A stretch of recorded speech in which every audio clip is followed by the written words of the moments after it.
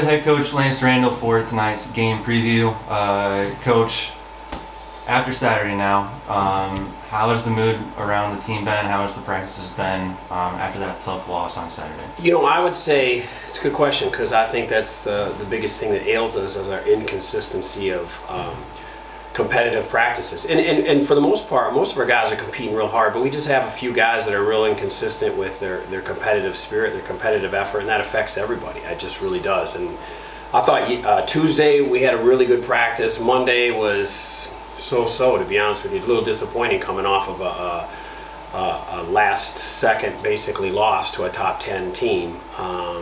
So I'm hoping that we'll continue to make incremental progress in practices, but that's a huge part of it, and there's only so much we can do as a staff, certainly, to push them forward. Some of it has to come, it's got to come from within here.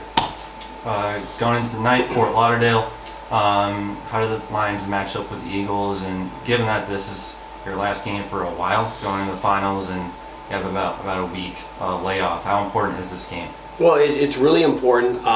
They're a very active defensive team. We're going to see a lot of pressing. You're going to see a lot of guys in passing lanes. You're going to see traps, pressure, just in general. You're going to try to really, turn it up and put the heat on us, which will be a good, good test for us, because we haven't seen that consistently. We want to get these guys on the schedule because similar to a couple teams in our league, it gives us a little bit of a preview for that. I feel every time we played a great schedule. We've played 4 ranked teams already. We played three top 25 teams already, teams that are getting regional rankings. Outside of that, 4 of them preseason regional rankings. And I think that's really important, because every time you have to prepare and fight and claw, you grab a bit of that preparation and it becomes embedded into who you are as a team. So in this case, it's kind of simplistic in that it's press breaker stuff. It's massive press breakers. So